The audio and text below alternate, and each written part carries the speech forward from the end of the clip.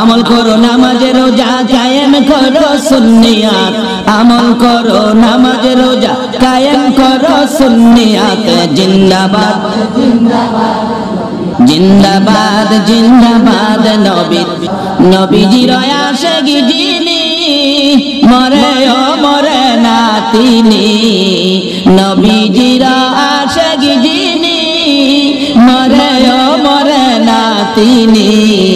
কাফন পরে ঘুমিয়াছে গাউসুল আজম বগদাদ, কাফন পরে ঘুমিয়াছে গাউসুল আজম বগদাদ।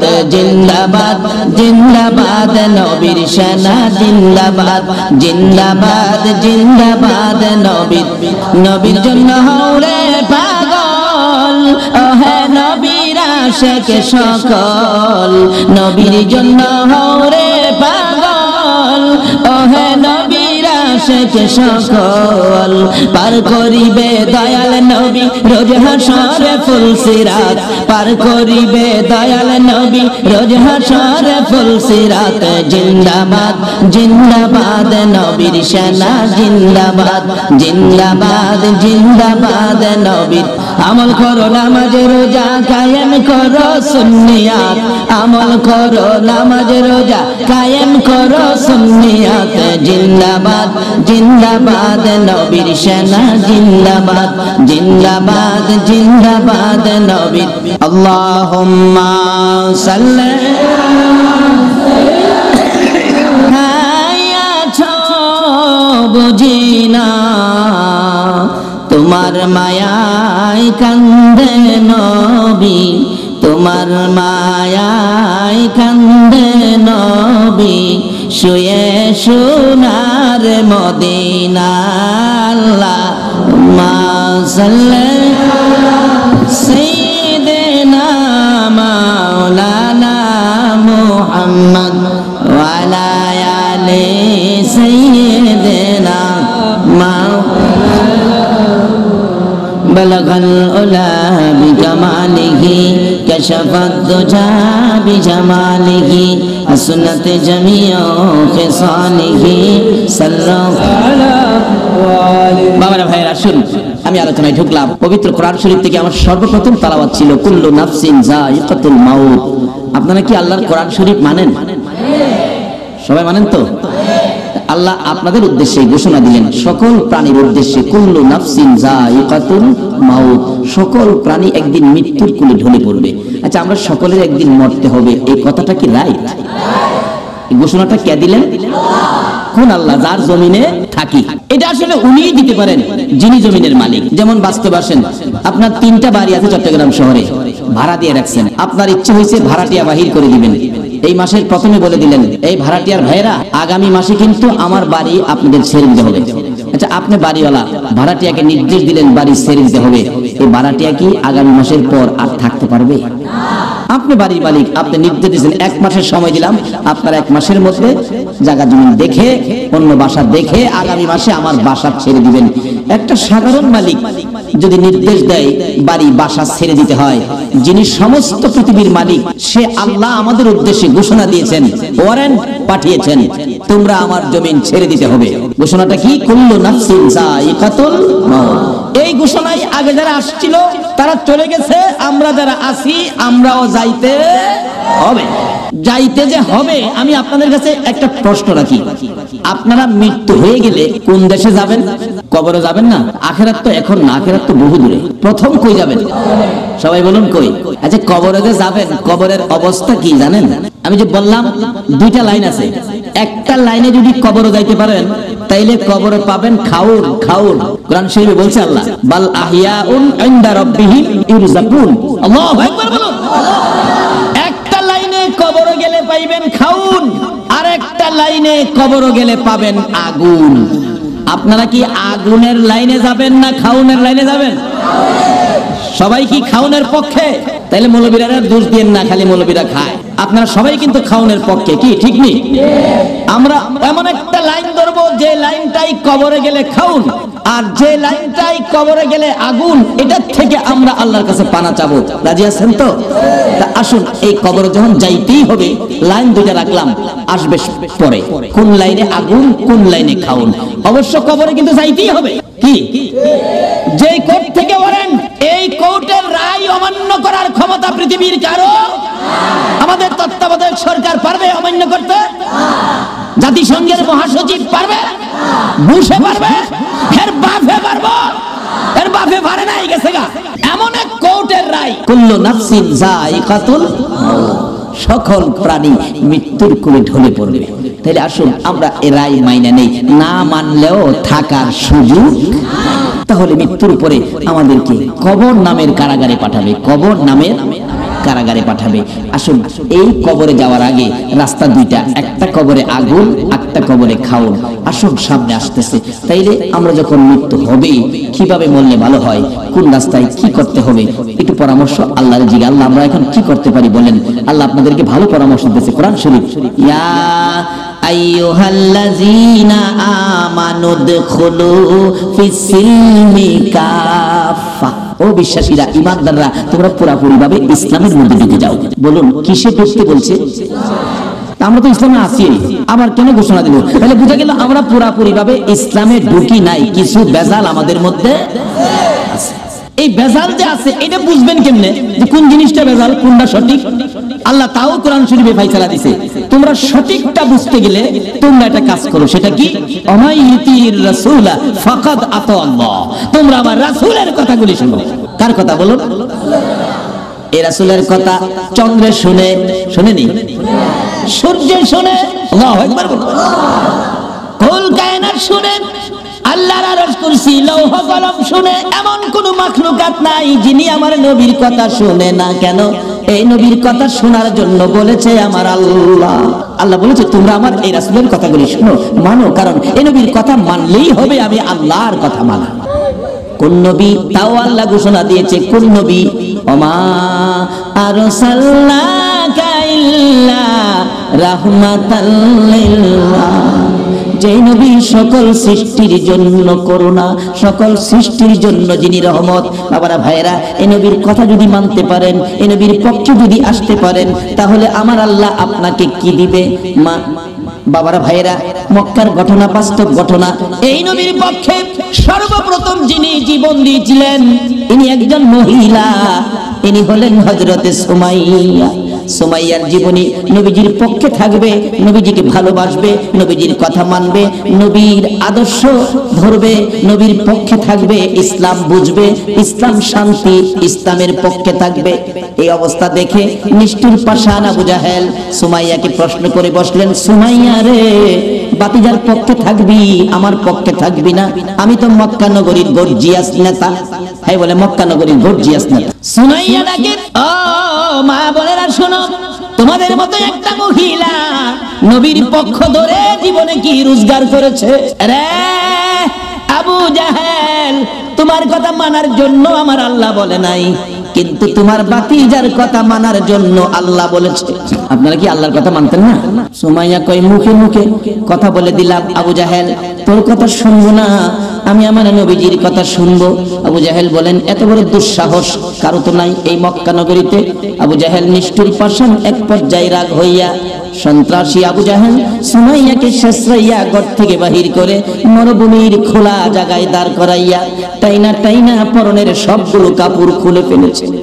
যে কাপড়টা খোলা যায় না টাইনা টাইনা ছিঁড়ে ফেলেছে। একবারে উলঙ্গ করে পাগলিনী আমার নবীর আদরের, আমার নবীর পাগলিনী সুমাইয়াকে উলঙ্গ করে দাঁড় করাইয়া ডাকতেছে, আবু জাহেল ও সুমাইয়া বল এবার তোরে কে রক্ষা করবে? সুমাইয়া চোখ দুইটা বন্ধ করে হাতটা এইভাবে বুকের উপর রেখে চোখের পানিগুলো গাল বেয়ে বেয়ে জর্জর করে ছাড়তেছে। আবু জাহেল ডাকে, মক্কার লোকেরা রে, দেখা যা আমার বাতিজার পক্ষের লোক সুমাইয়াকে উলঙ্গ করেছি। সুমাইয়া কান্দে, মামু। আবু জাহেল মক্কার মানুষ ডাকে আমারে দেখার জন্য, তোমারে একবারও ডাক দেয় না। মাবুদ, আমি সুমাইয়া তোমারে ডাক দিলাম, তোমার বন্ধুর পাগলিনী সুমাইয়ারে দেখা যাও না। আমার আল্লাহ বলেন, সুমাইয়া রে, আমার বন্ধুর ভালোবাসায় বেইজ্জতি হইতেছস, আমি আল্লাহ তোর দাওয়াত কবুল করলাম, আমি তোরে দেখবো। আবু জাহেল রাগ হয়ে গেছে, আল্লাহরে ডাকো দেখার জন্য, দাঁড়াও ভালো করে দেখাইতেছি। ঘরের ভিতরে যাইয়া বল্লম নিয়ে বেরিয়ে আসলেন আবু জাহেল। বল্লম নিয়ে এসে আমার নবীর পাগলিনী সুমাইয়া রে তল পেটের নিচে এত জোরে আঘাত করলো, সুমাইয়া চিত হয়ে জমিনে পড়ে গলাকাটা মুরগির মতো লাফায়, জিহ্বাটা বাহির করে দিয়ে কান্দে, মাবুদ গো, তোমার বন্ধুর পাগলিনী সুমাইয়ার জীবন যায় গো, দাওয়াত দিলাম দেখা গেলা না। আমার আল্লাহ ডাকে, জিবরাইল রে, আমার বন্ধুর পাগলিনী সুমাইয়ার জীবন যায়, কাঁদতেছে দেখার জন্য। আমি আল্লাহ কেমনে খালি হাতে দেখবো রে? আমার জান্নাতুল ফিরদাউসটা উঠাইয়া দে, বন্ধুর পাগলিনী সুমাইয়ারে আমার জান্নাতুল ফিরদাউস দান করে দিলাম। এই নবীর পক্ষ ধরে হযরতে সুমাইয়া মহিলা হইয়া কবরে যাওয়ার সময় জান্নাতুল ফেরদাউস হাতে লইয়া ওই কবরের মধ্যে ঢুকেছে। আপনারা কি জান্নাত নিবেন না জাহান্নাম নিবেন? জান্নাত নেওয়ার রাস্তাই হলো নবী মুহাম্মদুর রাসূলুল্লাহর রাস্তা। শুধু জান্নাত নয়, আজকে যারা নবীর ভালোবাসায় বসে আছেন, আপনারা কি কেউ নবীজিরে দেখছেন? কেউ দেখছেন না? এই নবীর ভালোবাসা দেখেন নাই, বাংলার জমিনে বসে আছেন, এইভাবে আপনাদের মতো ভালোবাসায় নবীরে দেখে নাই। হযরতে ওয়াজ করুন, 7 বছর বয়স নবীরে ভালোবাসে। কয় বছর? কিন্তু ওয়াজ করুনি, পিতা হারা হয়ে গেলেন। মার গলায় ধরে কান্দে, মাগো বাবা নাই, সংসার কেমনে চলবে? মা বলেন, বাবা চিন্তা করো না, আল্লাহ চালাবে। ওয়াজ করুনি সম্পূর্ণ সংসারের দায়িত্ব নিতে হলো। 7 বছর বেড়া বকরি দুম্বা লইয়া পাহাড়ে পাহাড়ে যায়, বেড়া বকরি দুম্বা ছেড়ে শুধু গুনগুন গুনগুন করে গান গায়। দয়ার নবী মায়ার নবী গো, আপনি আমার জীবনের জীবন। বলুন, দয়ার নবী মায়ার নবী গো, আপনি আমার। ওয়াজ করুনি নবীর দেখে নাই এই চোখে, শুধুমাত্র নবীর ভালোবাসার গান গাই, দিন যাই রাত্র যাই, মাঝে মাঝে পাহাড়ের চূড়ায় নিরিবিলি বসে নবীর ভালোবাসার গান গাই। এদিকে কারো কারো দুম্বা, কারো কারো বকরি বাগে থাপাইয়া নিয়ে যায়। মাঝে মাঝে বিচার যায় মায়ের কাছে, ও ওয়াজ করুনির মা, তোমার ওয়াজ করুনির বেড়া বকরি দুম্বা অনেকগুলি বাগে নিয়ে গেছে। মার কাছে বিচার গেলে বাড়িতে আসলে ওয়াজ করুনি জিজ্ঞেস করে, মা বাবা গো, তোমার বেড়া বকরি দুম্বা বলে বাগে খাইছে, তুমি কইছিলা? মা আমি কাছে ছিলাম না, তাহলে খবরটা কি?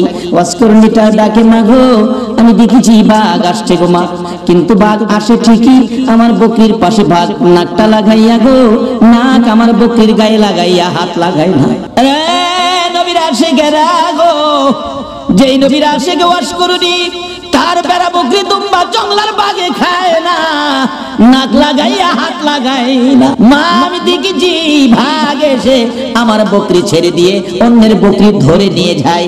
এ হলো নবীর ভালোবাসার পুরস্কার।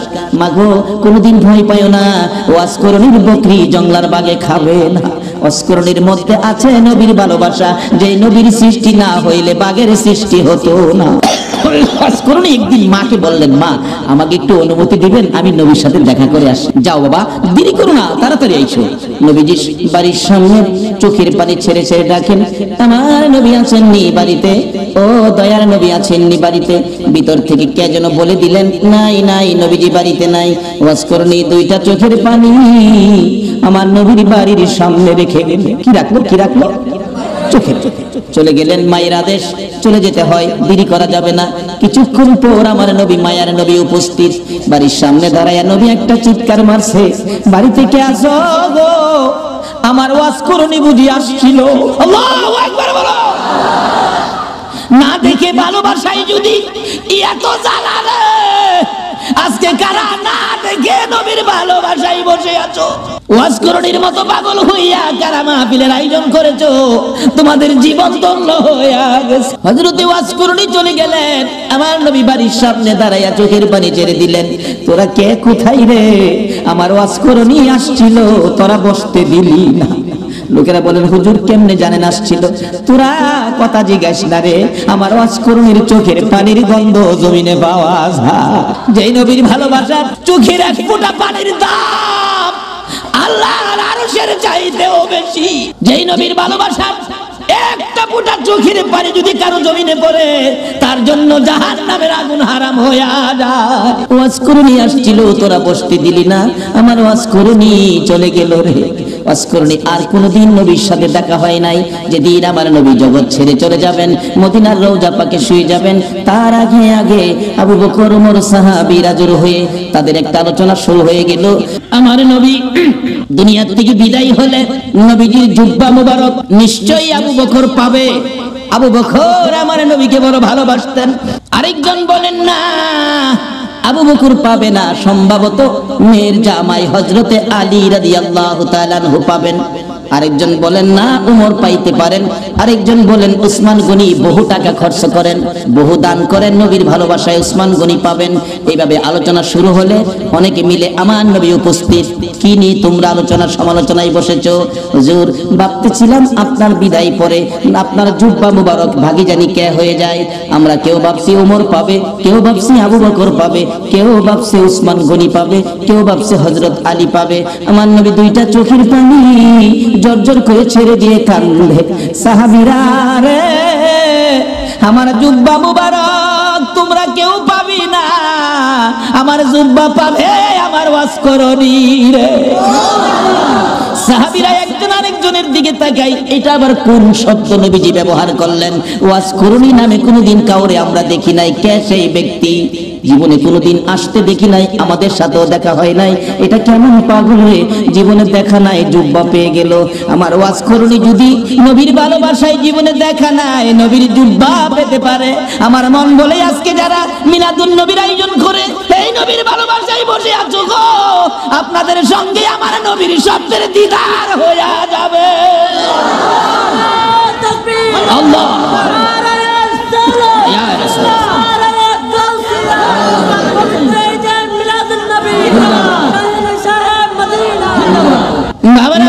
হযরতে ওয়াজকরণীর জন্য আমার নবী জুব্বা বাজেট করেছে, না দেখে ভালোবাসায়।